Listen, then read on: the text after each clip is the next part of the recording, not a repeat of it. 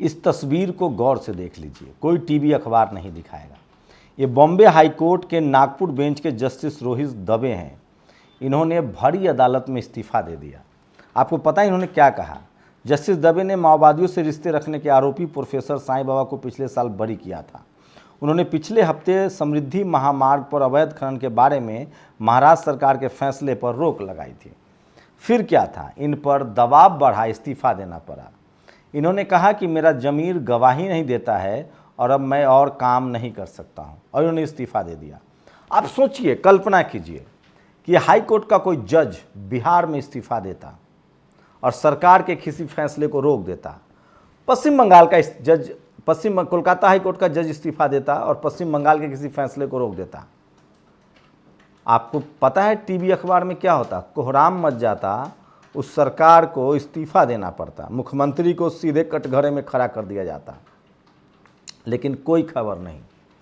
EVM को लेकर बड़ी खबर चल रही है। सोचिए, एडीआर ने रिपोर्ट जो एक पीआईएल दायर की थी, उसके बाद 2 जजों की बेंच ने नोटिस जारी किया है।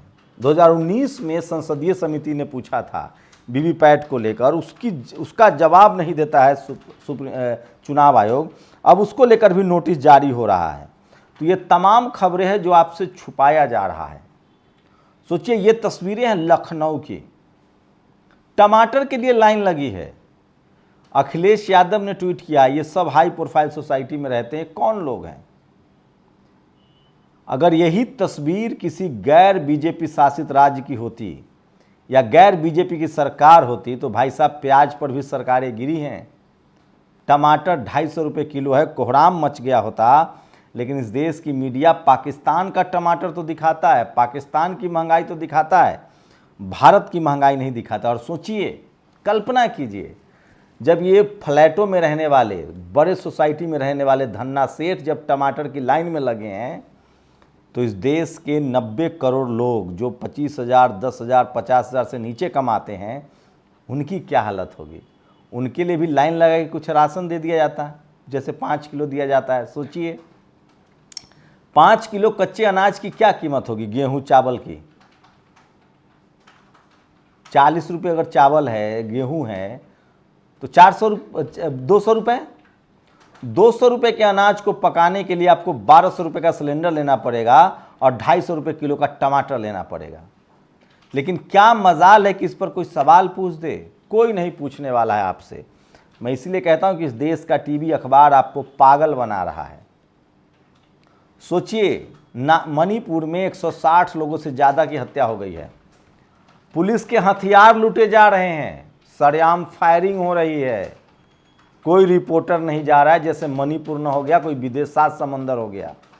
ये लोग तो यूक्रेन चले गए थे, रसिया युद्ध चले गए थे।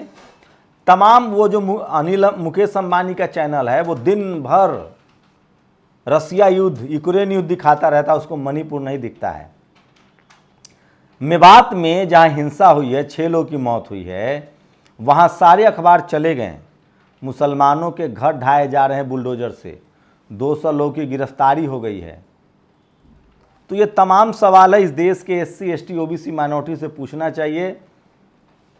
कम से कम मैं कह रहा हूं कि इस देश की जो बहुजन लीडरशिप वाली पार्टियां हैं और वो तमाम मुस्लिम समाज के चैनल भी जो धर्म की आग दिन रात, मैं फिर कह रहा हूं, इधर वाले हो चाहे उधर वाले हो, धर्म के नाम पर जो आपको भड़काता है, बहकाता है, वो आपके बच्चों का दुश्मन है, वो आपके पढ़ाई लिखाई का दुश्मन है। धर्म के नाम पर जो आपको भड़काता है, वो आपके पढ़ाई लिखाई का दुश्मन है।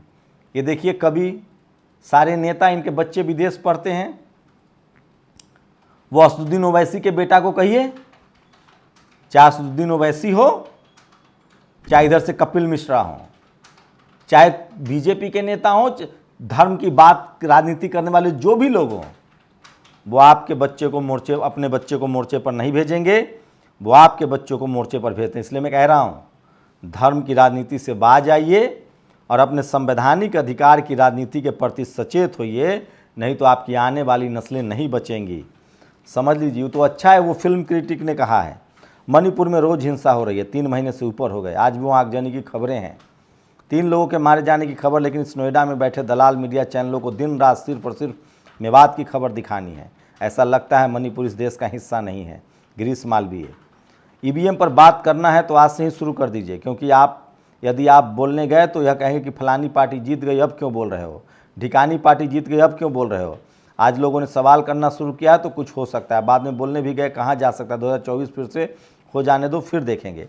आज ही बोलना है, इसलिए भी जरूरी है क्योंकि देश भर में चुनाव आयोग 2024 के लिए ईवीएम और वीवीपैट की फर्स्ट लेवल चेकिंग के लिए विभिन्न जिलों में अपने इंजीनियर भेज रहा है। ये पूछना जरूरी है कि इंजीनियर कहाँ से आए हैं, ये चुनाव आयोग में काम करते हैं या ठेके पर बुलाए गए हैं। अगर इंजीनियर ठेके पर बुलाए गए हैं तो कैसे किसी प्राइवेट फर्म से इंजीनियर बुलाए जा रहे हैं, ये ठेके देने के लिए क्या प्रक्रिया अपनाई जा रही है, सबको पता चलना चाहिए। और सोचिए कौन है इंजीनियर। 2019 के लोकसभा चुनाव में ईवीएम और वीवीपैट की गिनती में कई विसंगति पाई गई थी, और यदि हाँ तो क्या सुधारात्मक उपाय किए गए।